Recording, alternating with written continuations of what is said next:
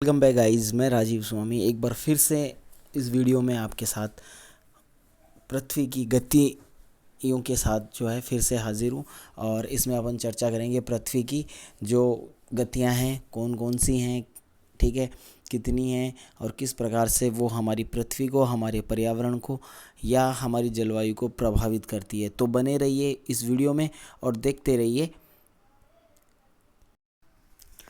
तो गाइस, पृथ्वी की गतियों की बात करें तो पृथ्वी जो है उसकी दो महत्वपूर्ण गतियां हैं। पहली गति आपकी है जिसको दैनिक या घूर्णन गति बोलते हैं, रोटेशन इसको आप कह सकते हो या इसको आप परिभ्रमण कह सकते हो। ये पृथ्वी जो है वो लगभग अपनी 24 घंटे में पूरी कर लेती है। वैसे ये जो टाइम है ये 24 घंटे नहीं है, ठीक है, इससे भी कम है, लेकिन लगभग आपको 24 घंटे याद रखना है। ये जो टाइम है वो 23 घंटे 56 मिनट और कुछ सेकंड जो है वो पृथ्वी अपना एक चक्कर पूरा करने में लेती है। तो पृथ्वी अपने अक्ष पे घूमती है जिससे क्या होता है कि दिन रात बनता है। ये जो घूर्णन गति है वो दिन रात बनाने के लिए महत्वपूर्ण है और इसी वजह से ही दिन रात बनते हैं। अगर ये मूवमेंट ना हो तो पृथ्वी के एक भाग पर हमेशा दिन और एक भाग पर हमेशा रात रहेगी।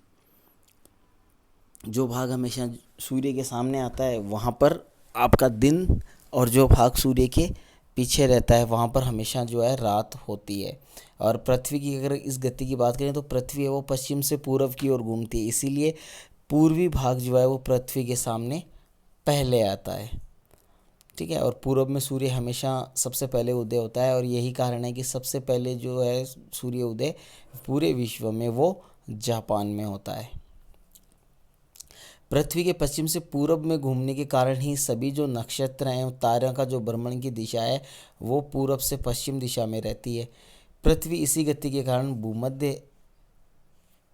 रेखीय क्षेत्र पर अधिक उभार एवं ध्रुवों पर जो है चपटापन पैदा हुआ है, क्योंकि पृथ्वी जो है ना, पृथ्वी जो है वो काफ़ी ज़्यादा स्पीड से घूमती है। पृथ्वी की जो रोटेशन गति है उसकी अगर अपन बात करें तो 1600 किलोमीटर प्रति घंटा है, ठीक है। जो ध्रुवों पर सबसे ज़्यादा जो है वो नहीं हो पाती है क्योंकि ध्रुवों का जो भाग है वो छोटा है, ठीक है, यानी चक्कर जो है वो छोटा रहता है जिसकी वजह से ध्रुव जो है वो चपटे हो जाते हैं। वही भूमध्य रेखा पर इसकी स्पीड सबसे ज़्यादा होती है और वहाँ से जो है केंद्र अपसारी जो बल होता है वो प्रसारित होता है, जिससे पृथ्वी का जो बीच का भाग है यानी भूमध्य रेखा की अगर अपन बात करें तो वहाँ पर सबसे ज़्यादा पृथ्वी जो है बाहर की ओर निकली हुई है। या भूमध्य रेखा है वो पृथ्वी का सबसे बड़ा अक्षांशीय वृत्त है, ठीक है। जब अपन अक्षांश और देशांतर पढ़ेंगे तब मैं आपको इसके बारे में अच्छे से बताऊंगा कि ये क्या है। तो इसके अतिरिक्त अगर अपन बात करें तो इस गति के कारण जो है हवाएं हैं, धाराएं हैं, उनकी दिशा में बदलाव आता है, ठीक है। दैनिक गति जो है वो भूमध्य रेखा पर सर्वाधिक मैं आपको बता ही चुका हूँ 1600 किलोमीटर प्रति घंटा है। अगर 45 डिग्री उत्तरी अक्षांश या दक्षिणी अक्षांश की अगर अपन बात करें दोनों ही गोलार्धों में तो ये गति कम हो जाती है और ये केवल 1120 किलोमीटर प्रति घंटा रह जाती है तथा ध्रुवों पर जाकर ये लगभग शून्य हो जाती है। तो पृथ्वी का अक्ष जो है वो पृथ्वी की कक्षा पर पथ पर समकोण न बनाकर 23.5 डिग्री का झुकाव लिए हुए है। तो पृथ्वी का अक्ष जो है वो 23.5 डिग्री के झुकाव पर है और इसी 23.5 डिग्री की झुकाव पर सूर्य की परिक्रमा करते समय एक ही दिशा बना रहता है। पृथ्वी के इस झुकाव के फलस्वरूप ही उत्तरी ध्रुव और दक्षिणी ध्रुव पर बारी बारी से सूर्य सामने आता है, जिससे दोनों गोलार्धों में अलग अलग ऋतुओं का आनंद लिया जाता है।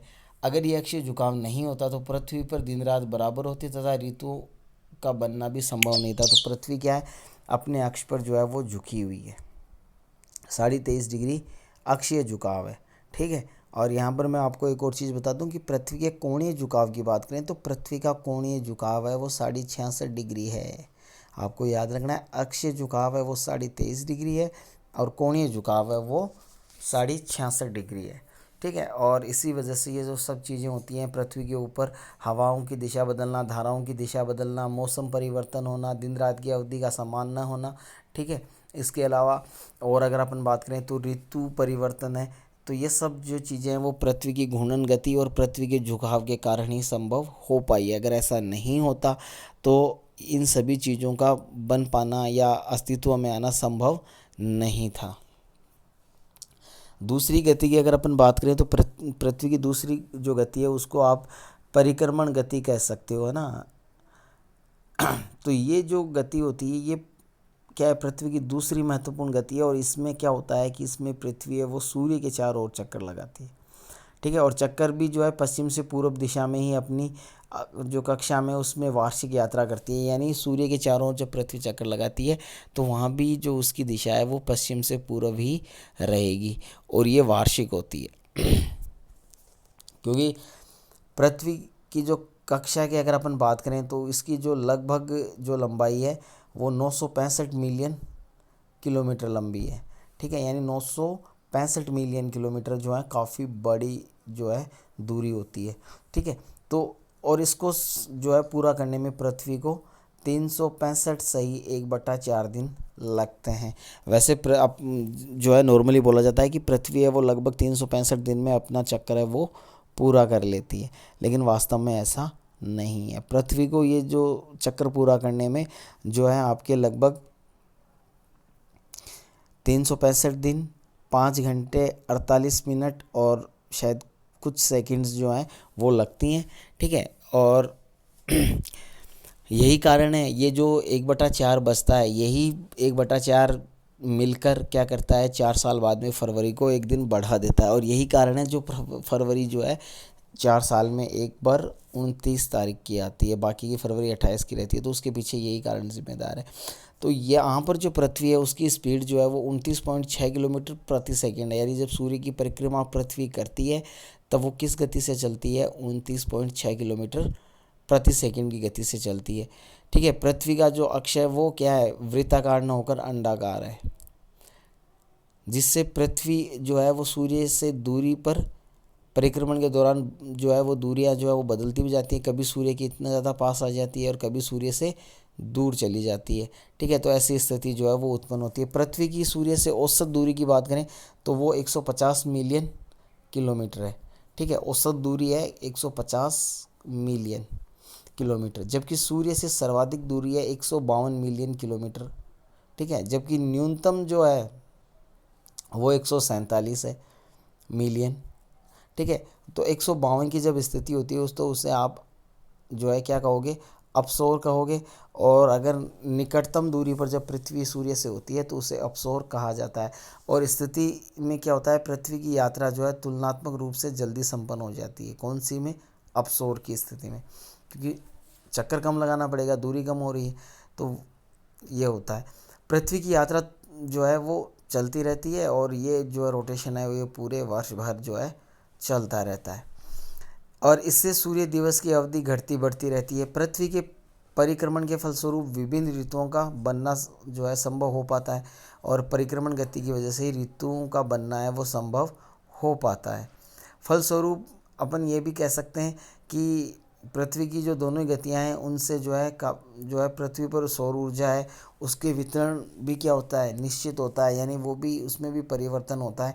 तो यहाँ पर आप जो डायग्राम आपके सामने दिया हुआ है तो आप उससे समझ सकते हो, ठीक है, कि कौन कौन से टाइम पर जो है कौन कौन सी स्थिति जो है वो रहती है, ठीक है। जिसमें आपकी 22 और 23 सितंबर दिए हुए हैं, जून दी हुई है 20-22, मार्च है 20-21 और दिसंबर है 21-22, ठीक है। तो ये जो है आपकी रहेंगी, जिनको जो आपकी 23 सितंबर के दिन रहती है उसे शरद विषु कहा जाता है, और मार्च को रहती है उसे वसंत विषु। वहीं 21 से 22 की अगर अपन बात करें, 22 दिसंबर को शीत संक्रांति होती है, और 21 जून को जो है ग्रीष्म संक्रांति आपकी होती है। इसके अलावा अगर आयनात या संक्रांति तथा विषुव क्या होता है, तो इसमें देखो नॉर्मली ज़्यादा दिक्कत वाली बात है नहीं, समझना है, वो नॉर्मल है। वो ये होता है कि जो आयन संक्रांति होती है उसमें पृथ्वी के एक भाग पर हमेशा, देखो आपको ये तो पता ही है कि पृथ्वी का एक भाग ही हमेशा सूर्य के सामने रहेगा, तो एक भाग पर उजाला रहेगा, एक भाग पर अंधेरा रहेगा, ठीक है। और इस अंधेरे और उजाले को अलग करने वाली जो रेखा है वो प्रदीपन या प्रकाश वृत्त जो है उसे कहा जाता है, जो उजाले और अंधेरे को अलग करती है, ठीक है। उससे क्या कहा जाएगा, प्रदीपन या प्रकाश वृत्त आप कह सकते हो। पृथ्वी की अगर अपन बात करें तो 21 जून एवं 22 दिसंबर प्रत्येक वर्ष जो है ग्रीष्म संक्रांति एवं शीत संक्रांति आती है। यानी 21 जून को ग्रीष्म और 22 दिसंबर को आपकी शरद संक्रांति आती है। 21 जून जो 21 और 22 दिसंबर की बात करें, जो 21 जून और 22 दिसंबर की बात करें तो सूर्य की जो किरणें हैं वो लंबवत जो है कर्क रेखा और मकर रेखा पर पड़ती है। 21 जून को सूर्य है वो कर्क रेखा पर सीधा चमकता है। 22 दिसंबर की बात करें तो मकर रेखा पर जो सूर्य है वो सीधा चमकता है। पृथ्वी का जो 23.5 डिग्री का अक्षीय झुकाव था, ये जो झुकाव था, इस झुकाव के कारण इन दोनों गोलार्धों में ये स्थिति बन पाती है। ठीक है, 21 जून की अगर अपन बात करें तो सूर्य जो है कर्क रेखा पर लंबवत चमकेगा, जिसके कारण उत्तरी गोलार्ध में ग्रीष्म ऋतु होगी और दक्षिणी गोलार्ध में शीत ऋतु होगी।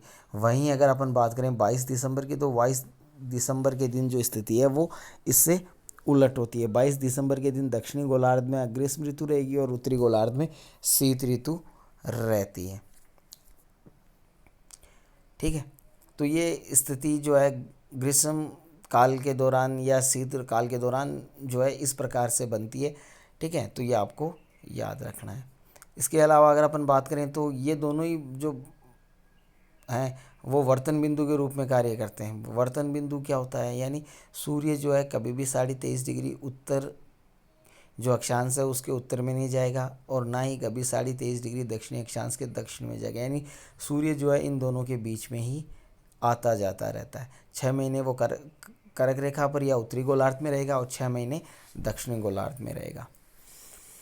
संक्रांति पृथ्वी को गतिशीलता प्रदान करती हैं तथा सूर्य, तारों, नक्षत्रों की स्थिति में बदलाव भी होता है। यह बदलाव पृथ्वी पर जीवन, मंगल और नएपन का द्योतक होता है। विश्व के विभिन्न देशों में संक्रांतियों पर कई उत्सव एवं त्यौहार मनाए जाते हैं। हमारे देश में मकर संक्रांति का विशेष महत्व है, जो पूरे देश में पर्व के रूप में जो है मनाया जाता है। ठीक है, और इस दिन सूर्य की पूजा तथा तिल गुड़ आदि का सेवन किया जाता है। तो ये स्थिति जो है वो आपकी संक्रांति पे रहती है। मोस्टली संक्रांति के लिए आपको यही समझना है कि 21 जून ग्रीष्म संक्रांति, 22 दिसंबर शीत संक्रांति। ठीक है, होता क्या है, 21 जून को सूर्य कर्क रेखा पर लंबवत होता है, 22 दिसंबर को मकर रेखा पर लंबवत होता है। अब यहाँ पर अपन चर्चा करें तो यहाँ पर आप देख सकते हो कि जो पृथ्वी का मॉडल है जिसमें आयंत और संक्रांति की स्थिति जो है वो बताई गई है। नेक्स्ट अपन देखें विषुव क्या होता है। तो ये जब पृथ्वी पर 21 मार्च और 23 सितंबर को सूर्य की स्थिति भूमध्य रेखा पर जो है होती है, यानी विषुव की स्थिति क्या होती है कि इस दिन जो सूर्य रहेगा, ये आपकी 2 तारीखें हैं, एक तो आपका 21 मार्च है और एक 23 सितंबर है। तो इन दोनों ही तारीख के दिन सूर्य जो होता है वो भूमध्य रेखा पर या विषुवत रेखा पर जो है लंबवत चमकता है और इसी विषुव स्थिति में पृथ्वी पर दिन रात की अवधि है वो लगभग बराबर होती है। उत्तरी गोलार्ध में 21 मार्च से वसंत ऋतु का प्रारंभ होता है, इसीलिए इसे वसंत विषुव जो है कहा जाता है।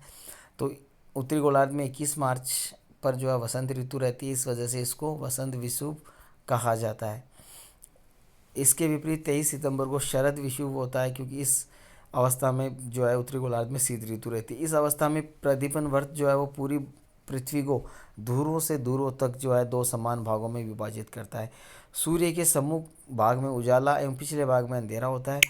विषुव की स्थिति इसी समय पश्चिम की ओर अस्त होता है और यही है जो सूर्य है वो पश्चिम की ओर अस्त होगा और 6 बजे जो है पूर्व की ओर से उदय होता है।